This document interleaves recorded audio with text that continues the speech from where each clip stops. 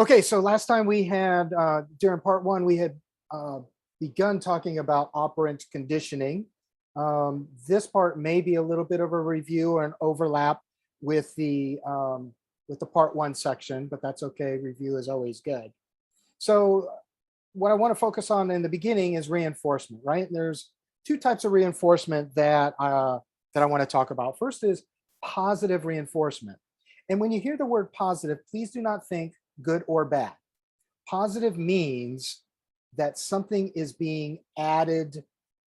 uh, is being added to the reinforcement that's going to increase the likelihood of the behavior, right? So positive reinforcement, right? Like if I study hard and I do all this, I will get good grades. If I come and present lecture every Monday and Wednesday night, I'm going to get a paycheck at the end of the month, right?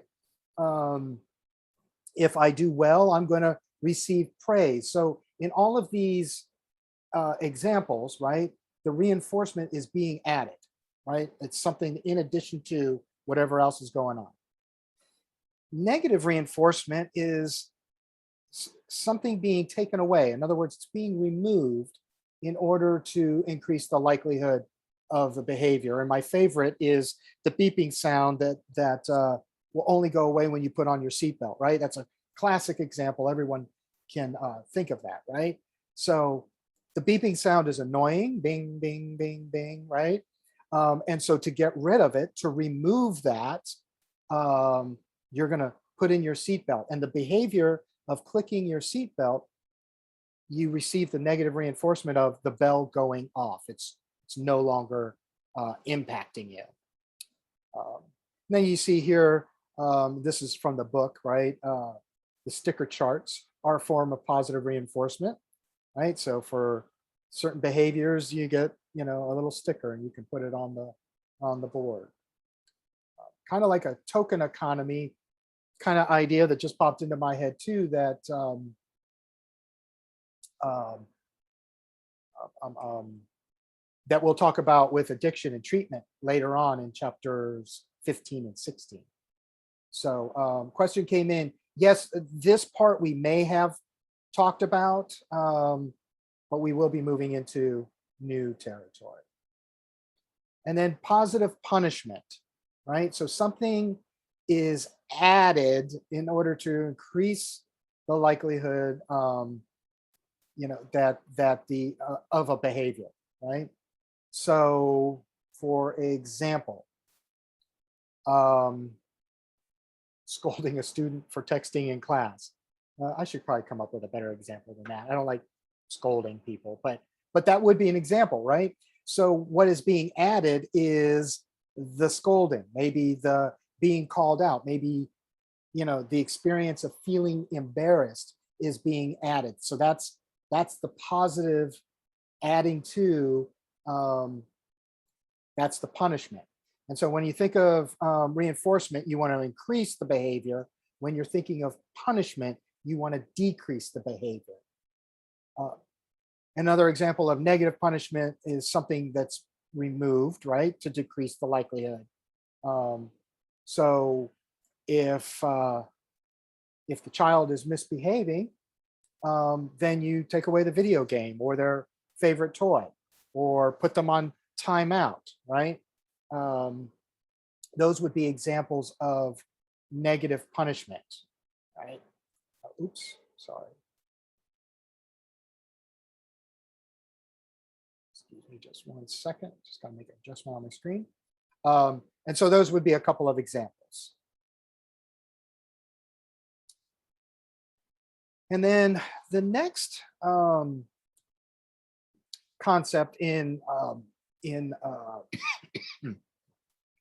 operant conditioning is the idea of shaping, right? And shaping is a tool that's used in operant conditioning, and instead of rewarding only the target behavior, we can reward successive approximations of the target behavior, right? So behaviors can be broken down into small achievable steps. It's very useful if you're trying to teach a chain of events. And it's very commonly, if anybody has any dogs and they've done any real official training, right? Then then you'll see that they shape the approximate behavior, um, and reward that, reinforce that. So normally when I'm in class, we will play the Sheldon video, but I did it as a discussion. And like I said, we will review that video at the beginning of the next class. So the way it works is you want to reinforce any responses that resembles the desired behavior. And we'll talk about what Sheldon was looking for in the next class. So a question came in, would that be the same thing as grooming? That's a good question. I've actually never had anyone ask me that question like this. My initial response would be to say no, simply because I want you to learn the psychological term of shaping and operant conditioning and positive, negative reinforcement, positive and negative reward. So kind of keeping it into that. However, in an anecdotal sense, as I could see where a person might go with the term grooming, right? But let's just stick to shaping. So, but a good question. Let's see. So we're going to reinforce any of the responses that resemble the desired behavior. Then we're going to reinforce the response that more closely resembles the desired behavior. But then you stop reinforcing the previous behavior. So once their behavior is improved to the next level, you reinforce that and don't worry about the previous approximations. And so the idea is that as the behavior gets closer and closer and closer to exactly what it is that you want, at the end, you're only reinforcing the specific behavior. So for instance, if you're trying to teach your dog to roll over, they might have a hard time with that at first, right? So maybe if they just got down on all fours, okay, you might reinforce that behavior and then move on to the next thing. Well, okay, maybe they lay on their side. And I'm just using examples, and I'm not a dog trainer, so may not be the best example, but you get the idea that it's successive chains of events that we're reinforcing.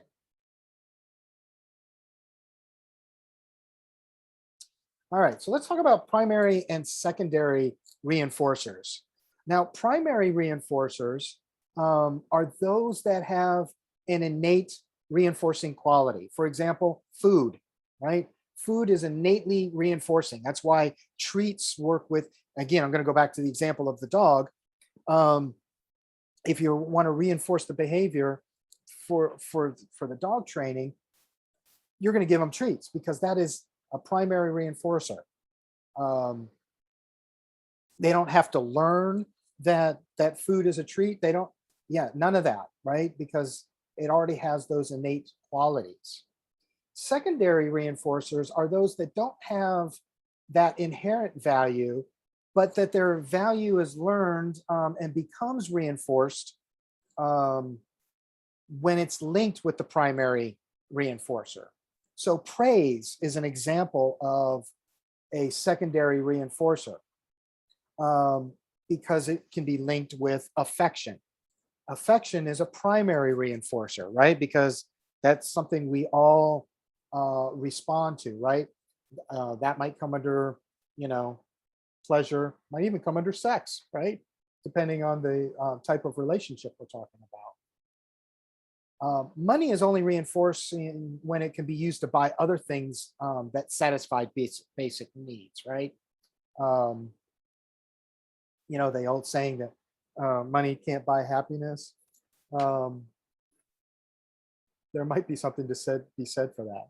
And then token economies are used in many settings to encourage correct behavior, such as prisons, schools, psychiatric institutions, and also in treatment facilities, they can be used as well. I kind of alluded to that in an earlier slide.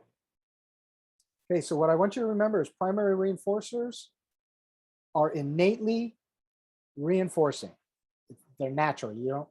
We do not have to establish a value. It already exists. All right. Secondary reinforcers, there does have to be a value that is learned, and generally it needs to be connected to a primary reinforcer. And I believe you guys did see at least one question on the homework for that. So, all right.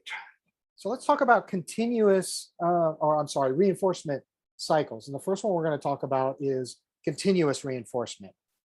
And so with continuous reinforcement, that's when the organism, or in this case, a dog, I'm just going to go back to using the dog example, is reinforced every time it displays the behavior. And continuous reinforcement is the quickest way to teach a behavior, right? The other thing is timing is important. So the treat must be, if we're talking about the dog, right? For the example, the dog is receiving a treat every time it sits when it's told to do so, right? That treat must be presented immediately after sitting for the dog to associate the target behavior with the consequence of receiving the treat. Let's see. So partial reinforcement is when the organism, or in this case, again, the dog, does not get reinforced every time they display the desired behavior. So it's more of an intermittent reinforcement. So it's continuous reinforcement, where timing is very important, and then partial reinforcement.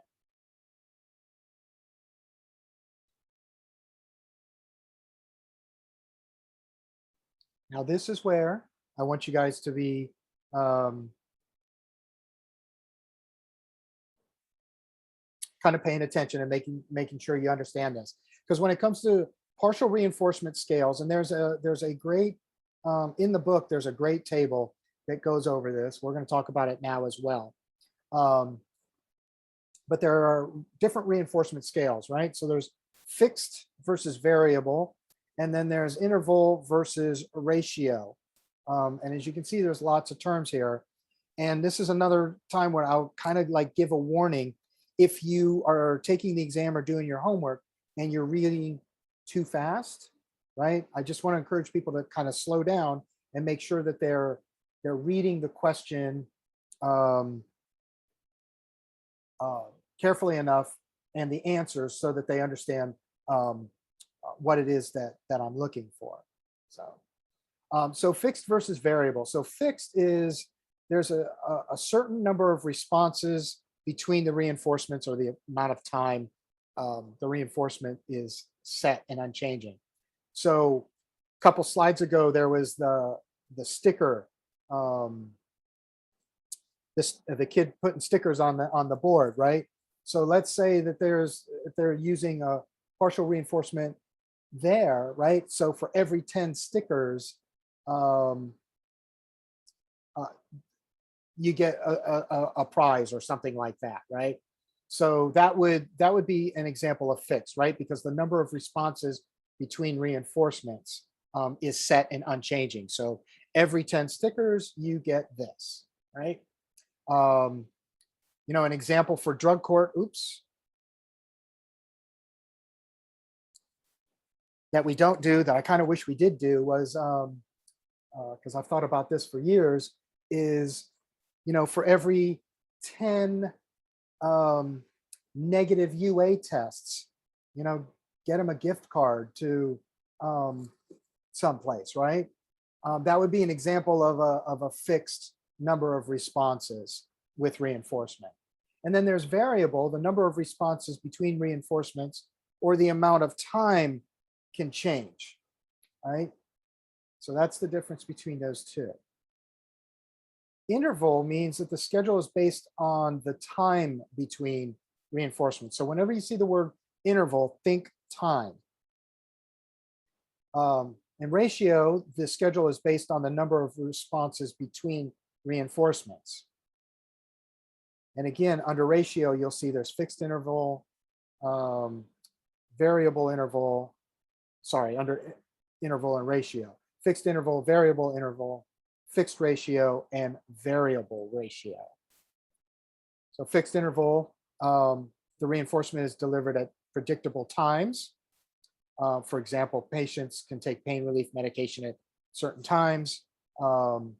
People here in class that are working, you receive a paycheck at certain intervals. It might be twice monthly, like on the 10th or the 25th, or it might be every 2 weeks, right? Something like that. And then variable interval, the reinforcement is delivered at unpredictable time intervals. And the example here would be checking Facebook, right? So you check Facebook and it's like, oh, I got 3 likes. You check Facebook, maybe you didn't get any likes, right? And then it might come later. And then fixed ratio, the reinforcement is delivered after a predictable number of responses.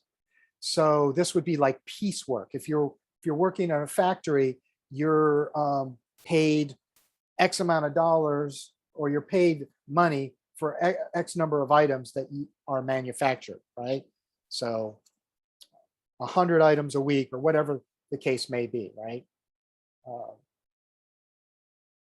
And then variable ratio is the reinforcement that is delivered after an unpredictable number of responses. And the easiest one, most famous one that I can think of is gambling, right? So you're at the one-armed bandit and you're putting in those quarters and you have no idea when you're going to win. But you keep putting that stuff, you keep putting your quarter in, or your dollar, or whatever the case may be, right? Because, oh, maybe this is going to be the time that that I get a jackpot. Then you get a little bit of a jackpot, and then you keep playing, right? It's totally unpredictable when you're going to win, or if you're going to win. All right, so I know that was a lot of information. Does anybody have any questions on reinforcement scales?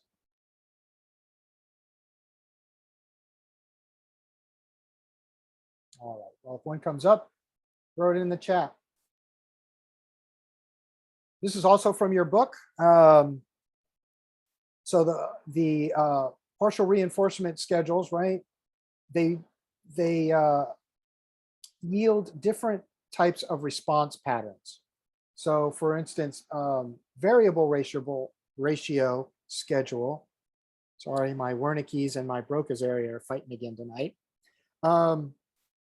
It's unpredictable and yields high and steady response rates with little, if any, pause or after reinforcement. So we were just talking about gambling, right? It's unpredictable, but I'm still putting my quarters in the machine. I just keep going. The fixed ratios schedule is predictable and produces a high response rate with short pauses after reinforcement. And the variable interval schedule is unpredictable and produces a moderate but steady response. So if we're looking, let me turn on my laser pointer. So here's the variable ratio being demonstrated here. Here's the fixed ratio. You can see it's very consistent. And then the variable interval, you'll see there's some slight differences throughout. And then the fixed interval schedule yields a scallop shaped response pattern, right? Reflecting significant pause after reinforcement. So that's what's being demonstrated here. And this is, of course, the number of responses, and then this is over time.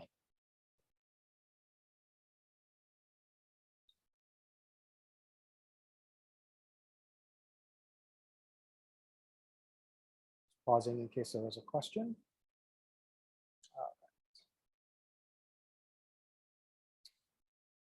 All right, so now we're going to be talking about cognition and latent learning. Um, and this was research that was conducted by Edward Tolman, and he found that learning could still occur without reinforcement, right? And introduced the idea that there's a cognitive aspect of learning. In other words, when we're learning, we're actually employing cognition, right?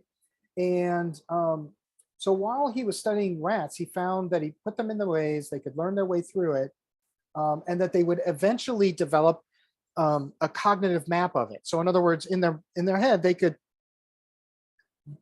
they had a map and they could go around. They knew where they would go. So after 10 sessions in the maze without food, and that's kind of important here, right? So he wasn't reinforcing that behavior with food. Food was placed at the exit, and the rats were able to quickly exit the maze, showing that they had learned the way out, right? And though this is called latent learning. And latent learning is learning that occurs but is not observable until there's a reason to demonstrate it, right? So the example there was the rats, prior to being offered food, had no reason to quickly get through the maze, right? But once they had that food as enticement, they could quickly get through the maze because they had learned it. They had developed that cognitive map and were able to use it to get to the food more quickly.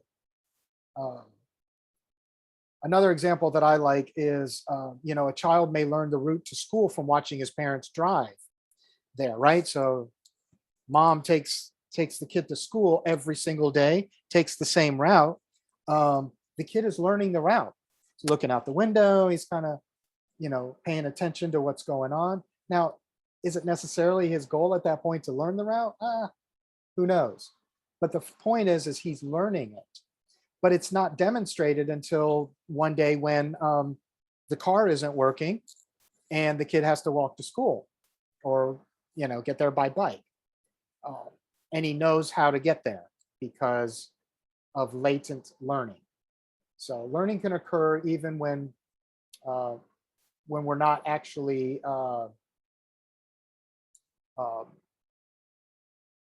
when that might not even actually be the goal in the moment, if that makes sense.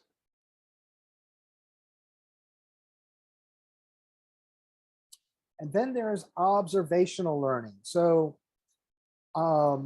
which is sort of like what we do at drug court. Well, at drug court, we use operant conditioning, right? There's positive and negative reinforcement, positive and negative punishment.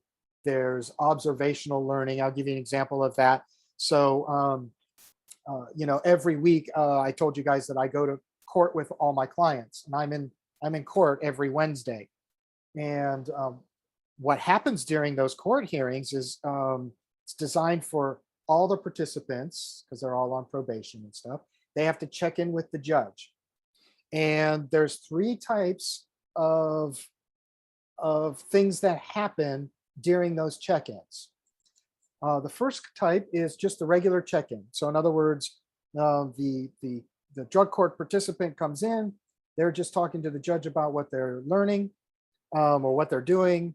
They're just checking in with the judge, just asking some questions. Then there's kudos. And that is positive reinforcement that is given to people in the courtroom publicly, such as praise, kudos treat like candy or some. The judge actually brings in stuff for the clients to take with them. It can be candy, it can be fruit, it can be different stuff, right? As like a reward. And then they get to put their name in the kudos box. And at the end of the month, there are 10 names that are drawn out. And those 10 names get gift certificates or gift cards to grocery stores or Walmart or Target or, food places, gas cards. So those kinds of rewards.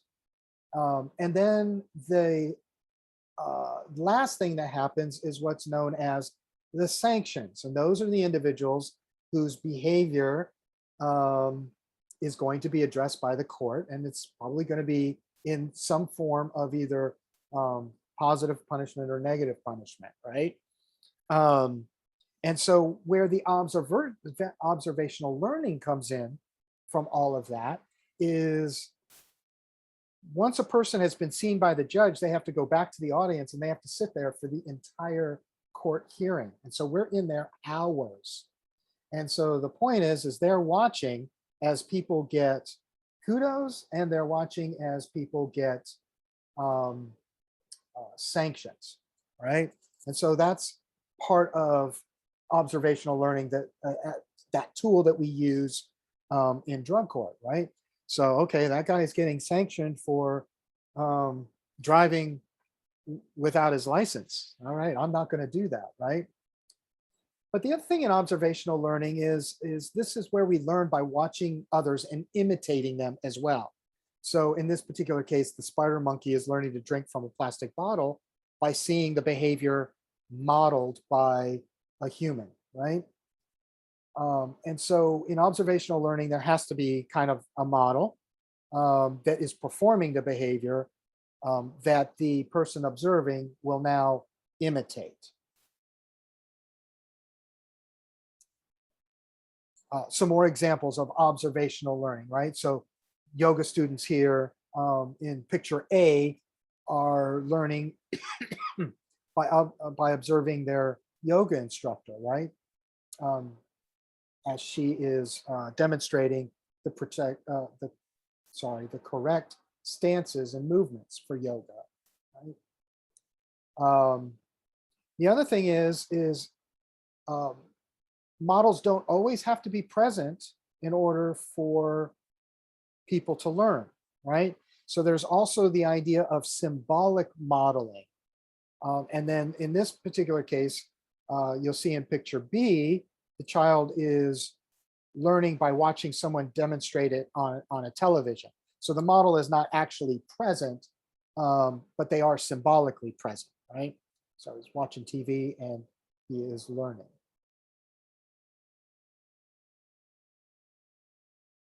Any questions so far up to this point? All right. So the next we're going to move into social learning theory. And this was proposed by Albert Bandura. And the main idea is that his idea was that a person can learn new behaviors by observing others and then mimicking and modeling what they do or say. So it's kind of, you know, it's going on with observational learning. But there's some steps in the modeling process that are important. And that is first is attention, then retention, reproduction, and then motivation, right? So when it comes to attention, in other words, the person has to be focused on the behavior. You got to pay attention. The retention part is then remembering what was observed, followed by reproduction, which is the ability to perform the behavior. And remember, reproduction can be, you know, it's not perfect the first time around as they're learning. And then lastly is motivation. So in other words, the observer must want to copy the behavior. And so motivation can also depend on what happens to the model, right? So going back to my courtroom example, right? The motivation, depending on what happened to the client who had handcuffs put on him in the courtroom and then was taken into custody for a 24-hour flash hold because of behavior. Someone else observing that might go, you know what? I don't want to engage in that behavior because I don't want handcuffs put on me and I don't want to go into a 24-hour or 48-hour flash hold, right? So this is where we come up with the ideas of vicarious reinforcement and vicarious punishment. So the person that experiences the observation of the model being punished in some way makes the observer much less likely to imitate that model's behavior. That's the idea behind it. And the same thing with vicarious reinforcement, right? So the clients that come into drug court and they're getting their kudos, the process there is the observers are going, okay, I want to be rewarded. I want to be praised by the judge. I want to get a gift card, right? What do I got to do that, right? So that's vicarious reinforcement, vicarious punishment. It's not actually happening to the observer. They're just watching it happen to the model.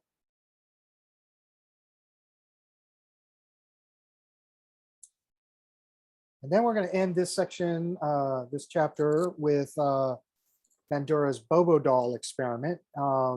He conducted this experiment, I believe it was, I don't have it on here, but I believe it was 1961 is what I believe. And what Albert Bandura studied was modeling of aggressive and violent behaviors.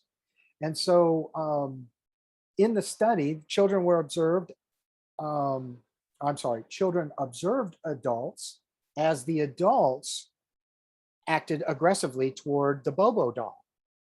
And the adult in that particular case was neither punished, was either punished, praised, or ignored. So you had three things happening. So they were either punished, praised, or nothing happened as the result of the aggressive behavior. Later, when the children were given the opportunity to play with the Bobo doll, if the child had seen the adult being punished, they were less likely to act aggressively toward the doll. If the child had seen the adult praised or ignored, they were more likely to imitate the aggressive behavior of the adult. And so what Bandura concluded from the study was that children watch and learn from adults around them, which can have both pro-social and, unfortunately, antisocial consequences. So I always like to say, kids are little sponges. They're watching everything we do as adults, even if we're not thinking they are actually pretty observant. Actually, that's what their little brains are designed to do. That's how they learn. They're just little sponges. So, any questions on social learning, Albert Bandura, the Bobo doll experiment?